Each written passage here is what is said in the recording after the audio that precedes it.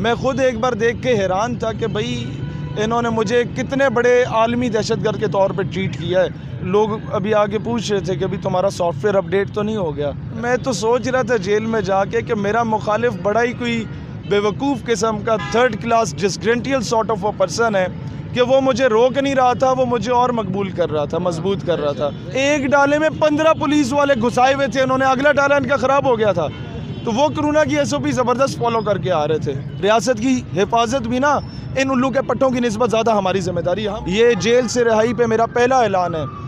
लाहौर, कराची, इस्लामाबाद के press club के बाहर 8 मार्च को दिन 3 बजे। पाकिस्तान नेशनल TV के साथ मैं हूं आपका मेज़बान जुनैद आदिल। नाज़रीन, कुछ दिन पहले सोशल मीडिया पर मजीद वज़ीर खान के हवाले से एक वीडियो वायरल हुई थी जिसमें वफाकी वज़ीर फवाद चौधरी और कुछ उनके साथ कुछ अदाकार उसमें डोल की थाप पर रक्स करते हुए नजर आते हैं। शहीर सियालवी इस वाक़े के 2 दिन बाद मजीद वज़ीर खान आए, उन्होंने वहाँ पर जुम्मा भी की नमाज़ वहाँ पर अदा की और उसके बाद वो वहाँ पर उन्होंने लोगों से खिताब किया और उस हवाले से लोगों को आगाह किया कि मस्जिद की जो हुर्मत है उसके ऊपर हमें कंप्रोमाइज़ नहीं करना चाहिए। उसके 2 दिन के बाद शहीर सियालवी को उनके आबाई इलाके से गिरफ्तार किया जाता है और आज 3 दिन बाद उन्हें रिहा कर दिया गया। इस वक्त मेरे साथ शहीर सियालवी साहब मौजूद हैं, आइए उनसे बात करते हैं। अस्सलाम वालेकुम। वालेकुम अस्सलाम। सबसे पहले तो मुझे आप ये बताइए कि जेल के अंदर आपने 3 दिन गुजारे हैं, कैसा रहा जेल के अंदर आपका? लोग चोरी डाके पे आते हैं, करप्शन पे आते हैं, ज़िना पे आते हैं। हमें फ़ख्र है कि हम लोग एक नोबल कॉज के लिए जेल में गए और वो दिन कैसे थे, बाहर से किसी से रब्ता थी, वो कहते हैं jail within a jail है ये जहाँ पर मुझे रखा गया था। आसपास 302 के मुल्ज़िम हर जगह पर। और फिर दूसरा ये कि यहाँ से कोई 40 नहीं वफ़द तो नहीं, पूरा जलूस आया था पुलिस का गिरफ़्तार करने।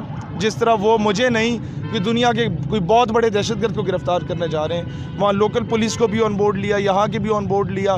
मैं ख़ुद एक बार देख के हैरान था कि भाई इन्होंने मुझे कितने बड़े आलमी दहशतगर्द के तौर पे ट्रीट किया है कि इतनी बड़ी पुलिस आए, आपका DSP आया, आपका SHO आया, आपका ASI आए, सारा ही अमला उधर पहुँचा हुआ कोई 3-4 थानों का। किस वजह से?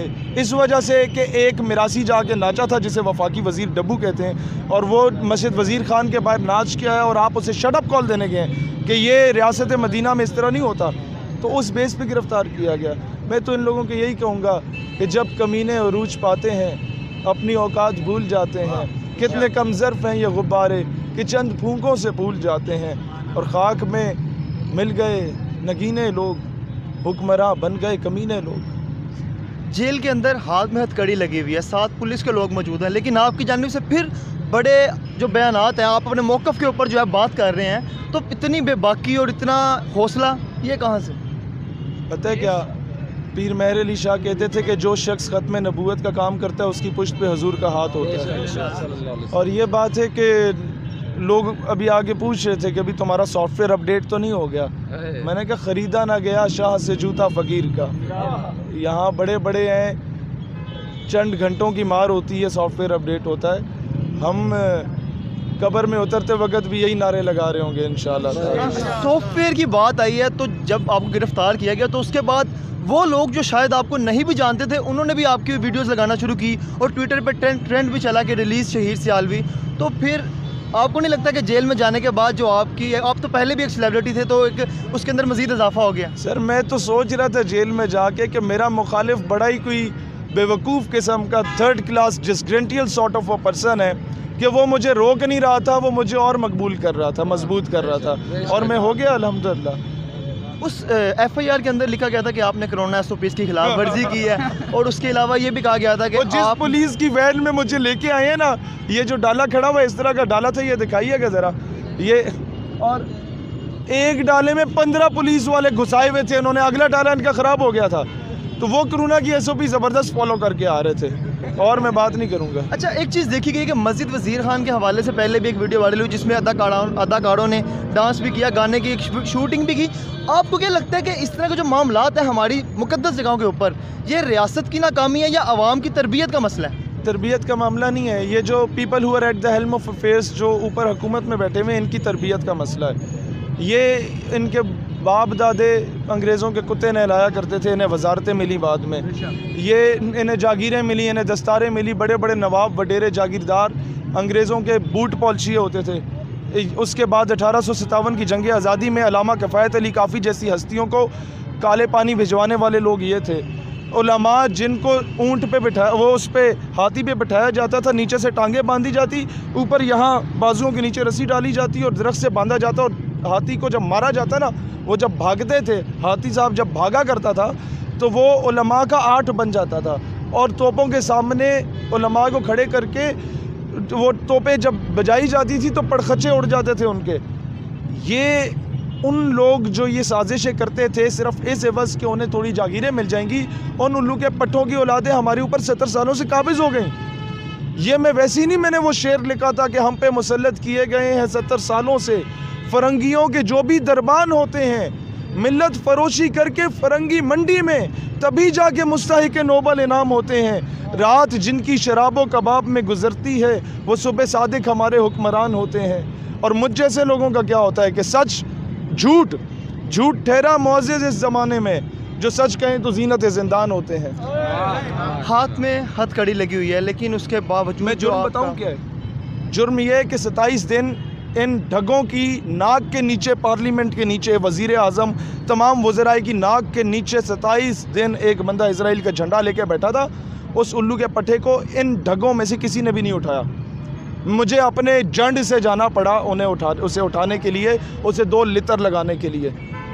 जुर्म यह है कि जब फ्रांस और हॉलैंड के मामले में हुकूमत चुप करके बैठ जाती है ना, तो मैं इस कौम के मजहबी तबके को भी जगाने के लिए और हुकूमत को भी जगाने के लिए पहले इस्लामाबाद पहुंचता हूं, उसे सील करता हूं और दुनिया को बताता हूं पाकिस्तान के आशिक जिंदा है, मरे नहीं हैं। जुर्म हमारा ये है कि हम लोगों ने बलूचिस्तान में उस वक्त जाके पाकिस्तान का परचम उठाया था जब ये बड़े बड़े ठेकेदार इस मुल्क के, इनकी शलवारें गीली होती थी बलूचिस्तान जाते वक्त। जुर्म हमारा ये है कि हमने KPK में उस वक्त जाके पाकिस्तान के परचम उठाए थे जब KPK के लोगों को कहा जाता था ये मुल्क दुश्मन है। हमने बताया भाई ये पठान इस मुल्क का असाज़ा है जिसने तुम्हें कश्मीर आज़ाद करके दिया, ये तो नया बांग्लादेश बनाने चले थे। जुर्म यह है कि मैंने महाजिर को बताया तू महाजिर नहीं है, तू तो सब कुछ कुर्बान करके आया for the sake of Pakistan, तू तो हमसे बड़ा पाकिस्तानी है। हमने इस कौम को टूटने से बचाया, हमने इस कौम को सूबा सिराकिस्तान के नाम पे आज़ाद रियासत नहीं जाने दी, हमने कहा साउथ पंजाब प्रोविंस बना दो। ये चीज़ें, ये टेक्निकल लोग शायद समझ जाएं कि इस मुल्क को टूटने से कहाँ हम लोगों ने बचाया, इस मुल्क के लिए क्या कुछ नहीं किया। पूरा ख़ानदान ने मेरा फोर्सेस में रह के जो रोल प्ले किया इस मुल्क के लिए, आज भी मेरे ख़ानदान में नहीं नाम लूँगा, मेरे ख़ानदान के लोग 20,000 फुट की बुलंदी पे सियाचिन में अभी भी मौजूद हैं। मेरे ही ख़ानदान की खातून है जिसकी एक टांग आरे बाज़ार में लेफ्टिनेंट कर्नल की शहीद हुई थी। मेरे ही वालिद ने 34 साल अफवाज पाकिस्तान में इस मुल्क को सर्व किया, he got retired at the rank of brigadier. मेरे ही नाना ने 65 और 71 की जंग लड़ी थी, मेरे ही दादे के भाई ने 65 और 71 की जंग लड़ी थी। मेरे ही ख़ानदान का हर दूसरा तीसरा कज़न मेरा जो है वो किसी न किसी फोर्सेस में रह के पाकिस्तान की हिफाजत कर रहा है, और उसके बाद नज़रियाती सरहदों की हिफाजत में तनहा यहाँ पर खड़े होकर कर रहा हूँ इन दोस्तों के साथ। और उसके एवज़ हमें क्या मिलता है? ये जेलें मिलती हैं। ये वो क्या है, चली है रस्म के कोई नसर उठा के चले, मसला ये। रियासत मदीना की बात होती है, अब मस्जिदों का तकद्दुस हमारी जिम्मेदारी है, इस हवाले से रियासत को हम करेंगे सर। एक और बताऊं, रियासत की हिफाजत भी ना इन उल्लू के पट्टों की निस्बत ज़्यादा हमारी जिम्मेदारी है। हम रियासत की हिफाजत करेंगे, हम हर जगह पे हर माज पे हिफाजत करेंगे।